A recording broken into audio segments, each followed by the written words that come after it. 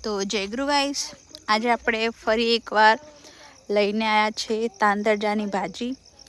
તો આજે ભાજી છે ને કાકી બનાવે છે, તો હું વિડીયો શૂટ કરું છું। તો મેં પહેલાં કાકીને પૂછ્યું હું વિડીયો બનાવી લઉં એમ, તો કાકી કે સારું બનાય। તો કાકી સૌથી પહેલાં કઢાઈમાં તેલ રેડ્યું, પછી તેને થોડી વાર ચૂલા ઉપર ગરમ થવા દીધું। ગરમ થાય એ ચેક કરવા માટે એમને થોડી ડુંગળી નાખી, અંદર બીજું કશું નાખ્યું નહીં વઘાર માટે।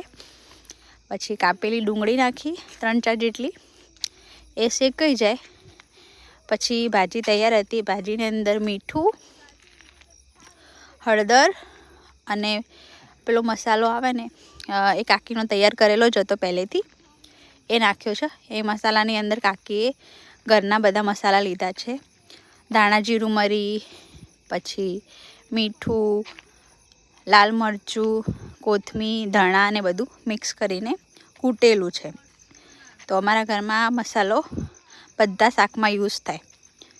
તો આવી રીતે ભાજી બનાવી છે કાકીએ, અને એકદમ મસ્ત ટેસ્ટી બની છે ગાઈસ। જો એ બધું નાખીને મિક્સ કરીને વઘારી દેવાનું ગાઈસ, તૈયાર ભાજી।